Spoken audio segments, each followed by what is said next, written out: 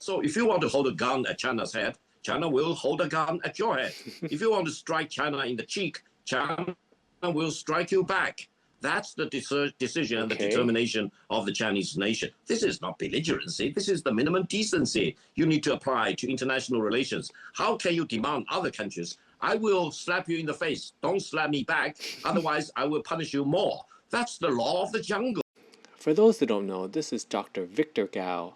He is a Chinese lawyer, businessman, academic, and he has been on a media train lately ever since the beginning of the trade war. He used to work for the UN, he went to Yale, he worked at Morgan Stanley as an investment banker, and he has been on fire lately. Whether this will evolve from peace to war, well, let's all be prepared. In essence, what China now declares is that it is prepared to fight to the end.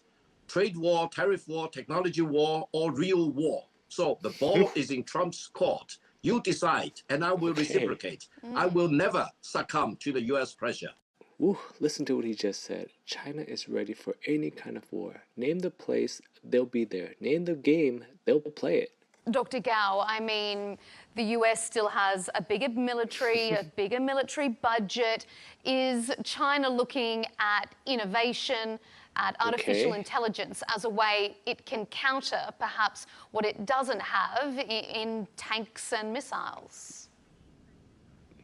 Well, talking about the military budget, the US military budget is larger than the next 10 countries' military budget combined together. Okay, let's take a look at it right here. United States spent $877 billion on defense, while the next 10 countries together spent $849 billion.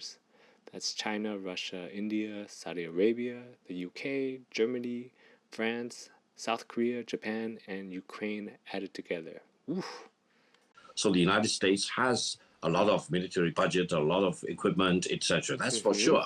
Now, the point I want to make is that if you can destroy the world 1,000 times versus, for example, if you can have the world destroyed 10 times, there is not a lot of difference.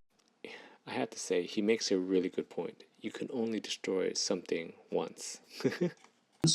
Now, in the world of nuclear age, mutually assured destruction is the rule of the game. Between China and the United States, they have already reached mutually assured destruction if any country wants to use war as an instrument to achieve its geopolitical goals. Both China and the United States can destroy each other multiple times, regardless of whether the United States has a larger budget or otherwise. Therefore, from the Chinese view, the world in the future, according to my personal dream, for example, should be a world of peace, a world everyone, every country will be treated equal. Every country respects each other, and no country will be allowed to dominate against any other country.